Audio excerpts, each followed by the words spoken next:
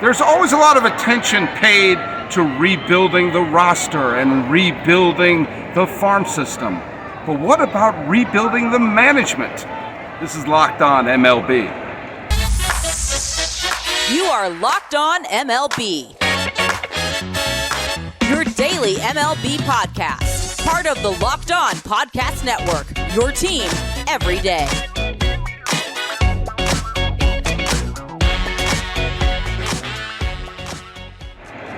Hello, baseball fans, and welcome to Locked On MLB, part of the Locked On Podcast Network, where it's your team every day. This is the daily podcast. We talk about all of Major League Baseball. I am your host, Paul Francis Sullivan. You can call me Sully. Just check out my lower third. And as you can tell, I am not in the luxurious Locked On MLB studios in Pasadena, California, overlooking the historic Rose Bowl, but I'm at Dodgers Stadium, where the Dodgers are playing the Padres. Two teams that kind of sort of illustrate a point I kind of sort of want to make today. Follow us at Locked On MLB Pods on Twitter and Instagram. You can follow me. I'm your pal Sully. I'm at Sully Baseball on Twitter, Sully Baseball Podcast on Instagram. And make sure to tell your smart device to play podcast Locked On MLB. So, it's Mother's Day. I am at the Dodgers and Padres game. And you can't quite see, but they're wearing like pink hats and pink... they're doing all that weird stuff. Look at, just hand the flower to your mom and you know, let's play the game wearing the normal uniforms. But hey, back to this. The Dodgers and the Padres are two teams that are two of the more exciting teams and have sky-high expectations. Superstars clamor to each of the team, and while the Padres are not off to the best start right now, no doubt that their team full of superstars that they've acquired from other franchises are going to come together and have a competitive year. The Dodgers have the reputation of being one of those teams that gobbles up all the superstars like Pac-Man running around a maze. Heck, I'm at this game with my boys, and I was pointing out all the stars of both the Padres and the Dodgers who came from other teams. J.D. Martinez, Mookie Betts, Xander Bogaerts, Juan Soto, Manny Machado. They're from all over the place. And one of my sons asked me, don't they have any of their own players? I guess that's an indictment of their farm system in a way. There's a real positive thing that's happened with both the Dodgers and the San Diego Padres as they've become some of the haves instead of the have-nots in baseball. You saw that during the off-season. You can see it here right now. Sure, it's Mother's Day, and Mother's Day is a big draw. And they're playing the Padres, that's a rivalry game. But game in and game out, the crowds here at Dodger Stadium are huge. By the way, that's Manny Machado coming up. They're booing him because he was a Dodger that the Padres gobbled up. He was a major superstar that the Padres pushed the chips in to get. I'll get to that move in just a minute. I just want to let you know what that booing was about. With the Padres and the Dodgers both being playoff teams last year, and every single NLCS of this decade so far, 2020, 2021, 2022, have included one of these two teams. And the Dodgers have also played in the NLCS in the last bunch of years, save for 2019. I digress. The fact of the matter is, there is an excitement about these teams. Jerseys are flying off the shelves, and there's ticket sales. The Dodgers make fun of Dodger fans showing up late and and leaving early. Heck, even one of my sons asked, are people still coming in? Yeah, the 110's hard to drive on. But here's the deal. No team in baseball draws better than the Dodgers. Just in terms of the turnstiles coming and butts in the seats. I've been to a bunch of games over the last few years here. There's not been a lot of games where there's a lot of empty seats. Meanwhile, San Diego, when they went on their big spending spree in this offseason, guess what happened? That translated into massive ticket sales. That the requests for season tickets went off the charts. They've never had interest for San Diego like this. And keep in mind, the Padres have never won the World Series, save for the made-for-TV movie in 1980, The Kid from Left Field starring Gary Coleman, and I don't count that. So the deal is this. You have a franchise, San Diego, who for generations had the reputation of being a small market, poor us, we can't afford anything, we're so bad, To the north of San Diego is LA. To the east of San Diego is the desert. To the west of San Diego is the Pacific Ocean. And to the south of San Diego is Mexico. It's very hard to build a fan base when you're not exactly surrounded by a lot. And a lot of other teams have looked at San Diego and said, yeah, we're good. The Clippers left, the Chargers left, and the Padres had been rumored to leave for over the bunch of years, so much so they were printing out Washington cards during the 1974 season. And yet here we are. The Padres have turned over enough cushions to start bringing in stars. Has that translated into World Series appearances? No. But it wasn't that long ago that the thought wasn't World Series, but which players will be decent that will eventually trade off for garbage players or who will leave via free agency. With the exception of Tony Gwynn and Trevor Hoffman, it seemed like every San Diego star eventually skedaddled. The Dave Winfields and the Gary Sheffields and all of them of the world eventually found greener pastures and greener contracts. And yet now, think about some of the teams and some of the players who are signing with San Diego. Heck, Xander Bogaerts left Boston. Now, how can a small market team like Boston compete with a giant market like San Diego? By the way, I made that same joke a couple times in the offseason, and a couple people thought I was serious and sent me the demographics of New England versus San Diego. It's called sarcasm. Pick it up. But both of these organizations have come to the knowledge that actually, and again, I want you to sit down, by investing to make their product better and to put the money onto the field, they are getting interest and, again, brace yourselves, becoming more profitable and more successful. Los Angeles is going crazy for the Dodgers, and people in San Diego are embracing the Padres like never before. And this hasn't been the case over recent years. Hey, I'm at Dodger Stadium on Mother's Day, and these were some last-minute tickets. Well, guess what my wife did for these tickets? She used Game Time, and she took all of the worries about getting tickets for the ball game and made it simple and being able to do right online, right for your last-minute tickets. Doesn't matter what you're getting it for. It could be for theater, for comedy, for sports. They take care of all of it at Game Time. You get exclusive flash deals on tickets, and the Game Time guarantee means you'll get the best price. If you find tickets in the same section and row for less, Game Time will credit you 110% of the difference. It's the fastest growing ticket app in this country for a reason. Get images of your seat before you buy so you know exactly what you get when you arrive. Tickets are sent directly to your phone so you don't have to dig for your email. Snag the tickets without the stress at Game Time. Download the Game Time app, create an account, and use code LOCKEDONMLB for $20 off your first purchase. Terms apply. Create an account and redeem code LOCKEDONMLB for $20 off. Download Game Time today. Last minute tickets, lowest price guaranteed. It's 2023 right now. Let's rewind the clock back to 2012, just 11 years ago.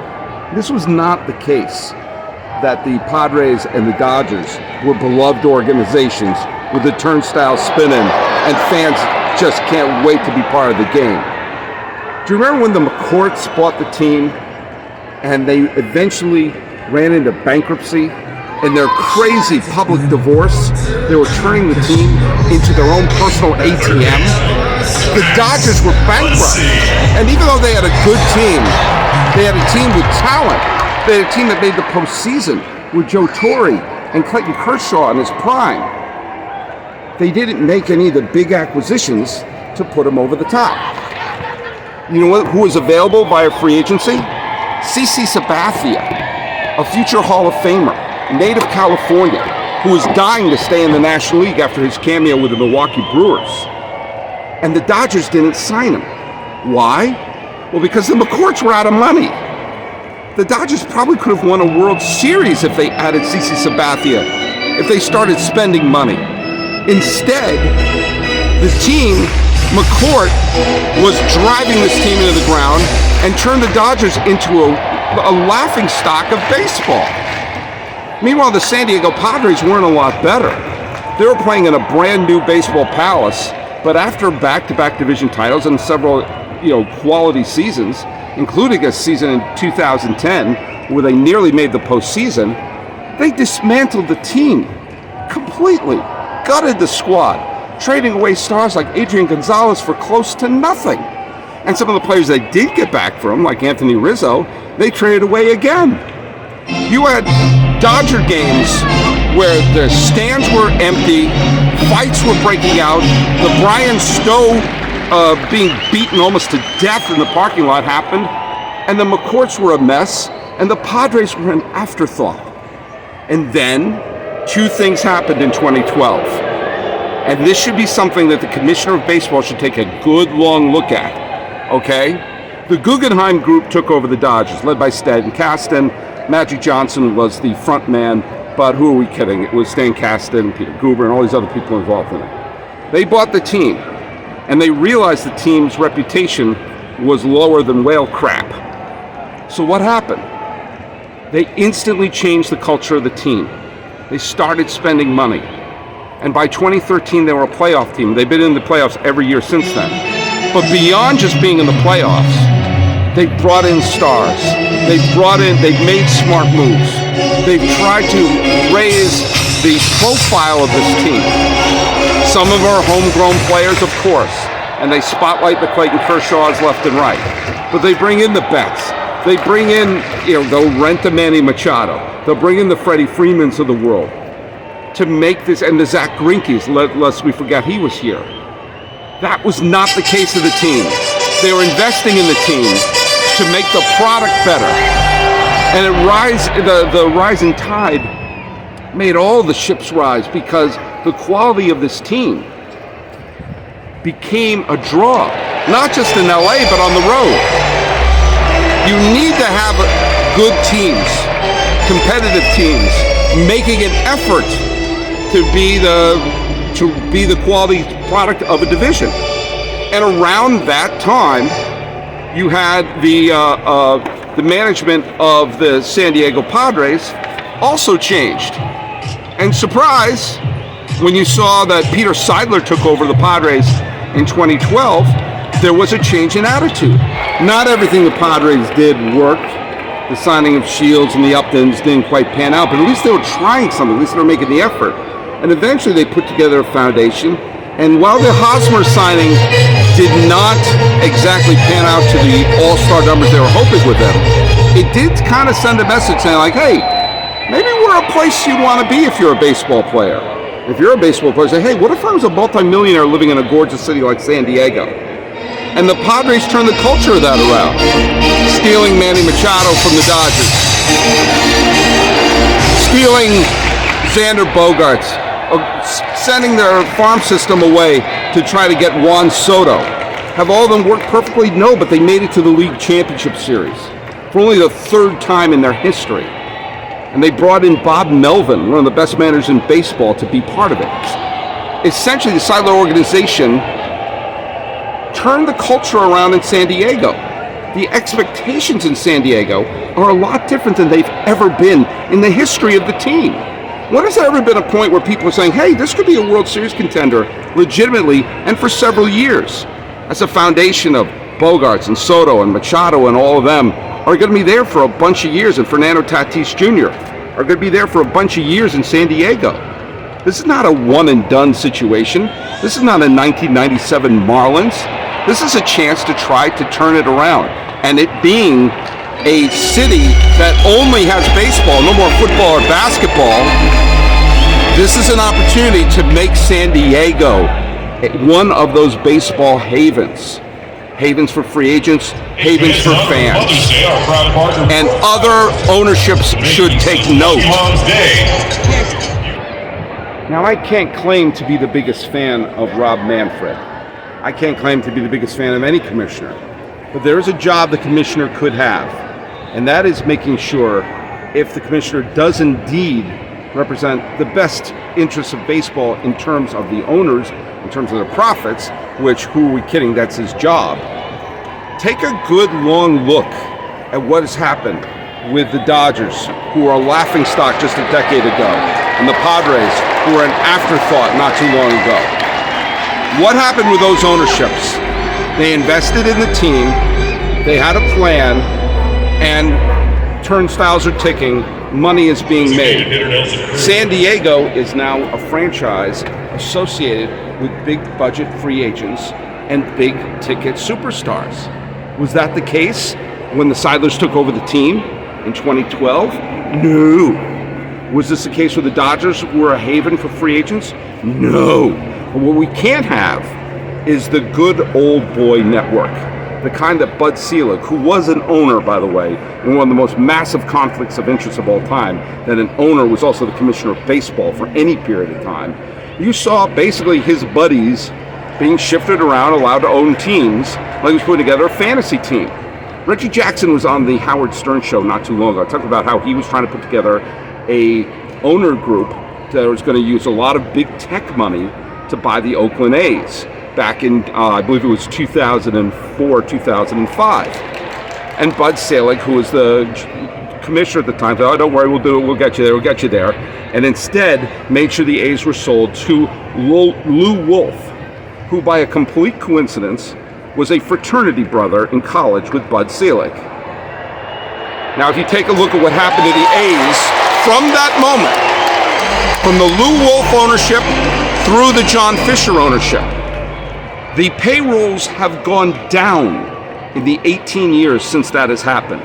They've let the team go to disarray. The stadium's falling apart. They can't even sign the smallest of players, even though they're all billionaires. And the A's are pulling a profit every year. And now the A's are a disaster and may move to Vegas, may not. We don't know what's happening. And instead of thinking about giving the reins of the team to someone who has a goal of making the team competitive, they got someone who gutted a once proud organization. Owners should make sure that if the commissioner should make sure if a new ownership is going to come in, and by the way, Fisher should be forced to sell the A's. He can make his billions of dollars, but we can't have people like him running baseball anymore. We need to have people with the mindset of what happened here in Los Angeles and what happened down in San Diego, to say, hey, we are going to try to put a good product on the field because that'll make us money, which is what they want. It'll also make the product better. If you have a bunch of good teams trying to win, guess what? That's what this is. It's an entertainment for the summer. If you have teams that are not trying but collecting the revenue sharing check, by all definition, they're not doing what they're set out to do, which is to be summer entertainment. They have to have owners who come in and say, here's our plan. Here's how we're going to do it. Here's where to invest in some of our money to make this happen, to make the whole product good. And if they don't come through on that, take the reins away from them. You don't think the commissioner can take the reins away from a team? It happened here. The McCourts were running the team to the ground, and the commissioner forced them out because it was ruining one of the great proud franchises in baseball. If they have the power to do that, then they can do that with a team ownership who could come in to a place like the A's. They're going to expand to some other places. We can no longer have owners who don't have their chief interests to make the product on the field better. Even if we're just talking about profitability, even if we're talking about making the whole game better and they all make more money. We'll take a quick pause in our management discussion. I'm here with my sons. That's Aiden, and there's Mateo. They're my sons. We're here on Mother's Day. Now, you guys are not exactly the biggest baseball fans in the world. Are you as big a baseball fan as your dad? No. All right. So, I want you guys who are here mainly because you love your dad and not because of any devotion. Show everyone what hat you brought. Maddie, show everyone what hat you brought to the game. That's right. Brought an A's hat. So, as we're sitting here, give me a couple of your thoughts of the game and also times that you've gone to the ballpark. The game's not. I think the game's interesting. The thing is, it wasn't until the third inning that they started scoring, so it was kind of like the first two innings were kind of filler, basically. Which, I mean, it's not their fault technically because the other team's trying to stop them from scoring. Yeah. So I guess it was a stalemate, which I guess is interesting. Put in those words is interesting, but not quite the same as like a stalemate of like two armies fighting. Fair enough. Which would at least that'd be something. All right, what is your thought on the game? It's fun to see the pitcher throw the ball at the batter, and it's fun when the batter hits it.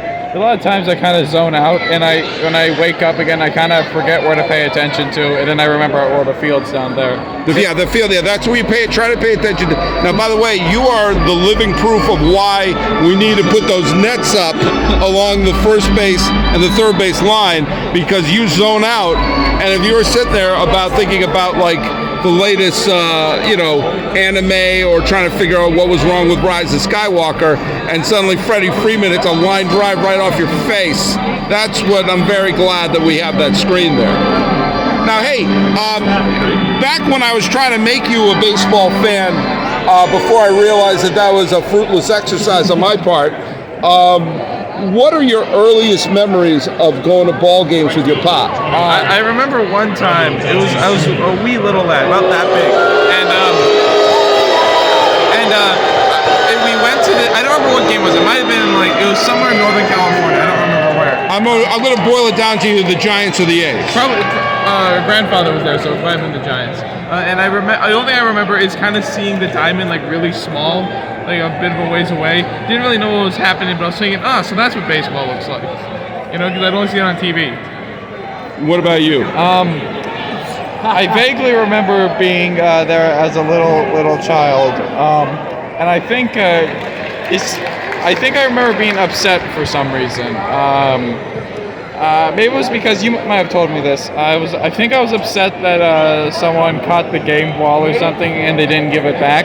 Oh, I'll tell you what happened there. I'll tell you why you were. I remember this memory. I took you to a minor league game in San Jose, and what happened is a ball came to us, a foul ball, and this never happens to me. We got a foul ball, okay, and I had it. And I gave it to you because I'm a good father. You were 3 years old. And you asked me, where did this ball come from? And I said, it was the game ball. And you said, we have to give it back. I'm like, the hell we do. I've been waiting for a foul ball my whole damn life. And my 3-year-old son is like, we got to give it back. Why? Because I'm a good father and I told you to return things that don't belong to you? And you... it's for every other kid, it's the thrill of a lifetime that you got a damn ball, and I got the one kid that we gotta give it back. We gotta give it back. What are you kidding me? What are you absolutely kidding me? Now there was that one summer in 2014 when we were all up in the Bay Area, and what member of the A's was I friends with? Sean Doolittle. Yeah. Sean Doolittle, and Sean was able to get us tickets often, and I brought you guys down to the clubhouse to meet all-star pitcher Sean Doolittle. Now, do you remember what you did? Tell the audience of Locked On MLB, what did my son do? Instead of being thrilled for meeting all-star pitcher Sean Doolittle, what did this Bodgerigaloo do? I was pretending to be a tiger, and I tried biting his arm. No, you weren't trying to be a tiger. We had just seen Jurassic World. You were being a velociraptor. You're right. Yeah, of course I'm right. Because he had just signed a multi-million-dollar contract, and you bit his arm. The only good thing is you bit his right arm, and he was a left-handed pitcher. If you bit his left arm, it would have said right there on ESPN.com, all-star pitcher Sean Doolittle on the disabled list because Aiden Sullivan bit his damn arm. That's a true story. All right, well, look it. Are you having fun with your dad at Dodger Stadium? Yeah, of course I am. All right. Anyway, I'm here with my sons. We're watching the Dodgers and the Padres, and it all just boils down to management's job is to create a good product, a good entertainment product on the field. It's there for the summer entertainment. No one's there to watch a product in development. No one's going to go to a movie and say, we're in the middle of shooting it. I'm not saying everyone's going to win the World Series every year, but if you're not even trying to put a product on the field, what are you doing? the Padres and the Dodgers have that right idea. And if you're the commissioner, make sure whatever owner is going to come in has that same thought. So, follow us at Locked On MLB Pods on Twitter and Instagram. You can follow us on YouTube. And tell your smart device to play podcast Locked On MLB. This week we got a full slate of shows. We're going to be talking with Miller Thomas of Locked On Diamondbacks. And we're going to be going over the aftermath of the Yankees and the Rays series. Enjoying a beautiful day out at Dodger Stadium with my sons. This is Locked On MLB. I'm your host, Paul Francis Sullivan. Hey guys, what can they call your dad? Sully. That's right.